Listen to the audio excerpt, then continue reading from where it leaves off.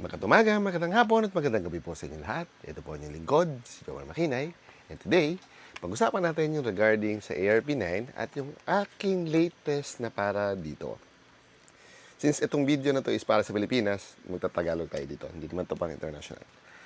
So, ang problema natin alam sa ARP9 ay maganda siya, lalo na itong ARP9 version 4. Is mas mahaba yung barrel niya, mas madali siyang patasin ng FPS. Pero ang problema, very limited ang kanyang magazine. As in, konting-konti ito. So, dahil dun sa kagustuhan ng ibang tao na magkaroon ng additional storage, gumawa tayo ng mga katulad nito, triple mags, so triple capacity, para mas maraming bala. Hindi pa makontento, nag-produce din ako ng battle mags na pwedeng lagyan ng bote. Pero sabi nila, dahil lefty ako so ito, walang tatamaan kaya kung sumipat. Righties, yung mga katulad ito, tumatama daw sa kamay, ayan, di ba? Totoo naman. Actually, meron naman ako ng ganito na opposite, pero hindi ko yata na-post. My fault. Dahil meron pa naghahanap, nirevise ko to si Jepoy Mags. Nandiyan na katulad yan, JP. Kasi, ang inspiration nito, ang aking kaibigan na si Boss Jeps. Dahil malaki ang lalagyanan. Malaki. Masakit pa rin ang lalo mo nakakonti.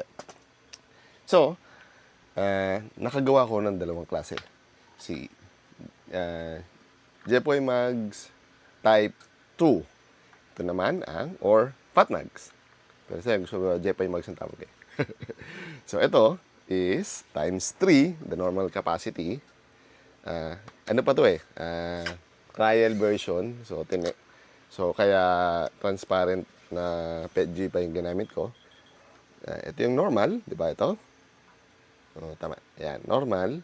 So, ito about isang to is compartment. So, ito kalahati niyan, mga ganito. Isa, dalawa. So, 1 mag, 2 mag, 3 mag, at meron pa dito sa harapan. So, that is 3.5 capacity. Ayoko kasi nagkiklaim na double, triple capacity without proof. So, literally kita niyo yan. Sa 2, 3, and meron pa dito sa isa, 4. Ito kasi useless tong part na to Hindi nakakapasok doon yung bala. Kaya starting lang yan dito. Ayan. Yan. Lahat yan, nagko-combine, papunta doon. So, pag niloadan mo to, nagagamit pa dito yung loader.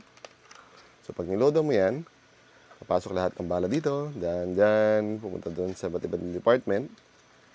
And then, tapos meron pa dito yung butas dito. So, habang niloadan mo yan, ganyan, nagde-drain siya dito.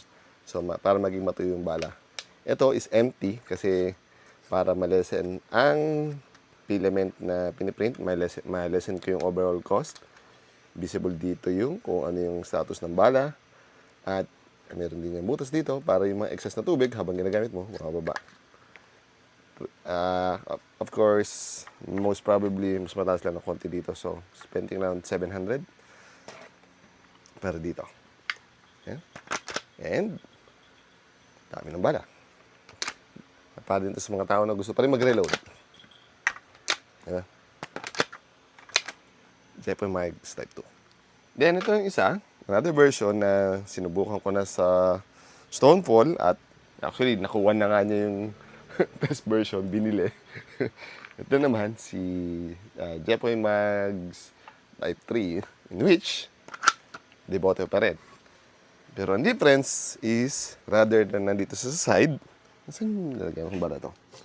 Siya ngayon ay meron ditong support at naroon dito na siya sa harapan. Sige, makasama ka. Yan. Hindi ko na ilo-load. So, nakaganyan siya. Depending dun sa type ng design na gusto mo, pwede mo baguhin dito sa support. Yan. So, normal usage, bala, pumapasok pa rin dito, pumapaba pa rin, dire-diretso, continuous. Kung once na paubos na siya, gagano ka na lang, mag-reload yan. Hindi mo na siya pansin pag ginagamit mo. Ayan o. Dahil naitatago na siya. So, marami ka pa rin bala. Nahahawakan mo pa rin to. Nakabaril ka pa rin. At mas mura to technically dahil nandito yung ammo capacity. Ito, nalagyanan lang yan. So, parang siguro mas mataas lang dito ng konti. Pero, depende doon sa bote na gagamitin mo, mas marami yung bala. Yamak. Ito is support para hindi masyado ma-stress mag-crack to. Kasi this is legit. Yan. Kaya, pogi na siyang tignan. At nahawakan mo pa rin. Diba? So, yun po yung aking dalawang bagong magazine. Ito po ay makikita nyo sa store ko soon. Abangan nyo lang. Yun ay magiging magkakaroon ng very limited promo price. So, make sure na nakapalo kayo sa page at siyempre sa aking FB page. At pasensya na kung hindi ako nakakapag-post ng may boses ko. Sa katarila muna ko eh. Anywho, if you have any comments, suggestions, violent reactions, do not hesitate to put it down in the comment section down below and I'll answer it as soon as possible. Hanggang sa muli, paalam! Ching!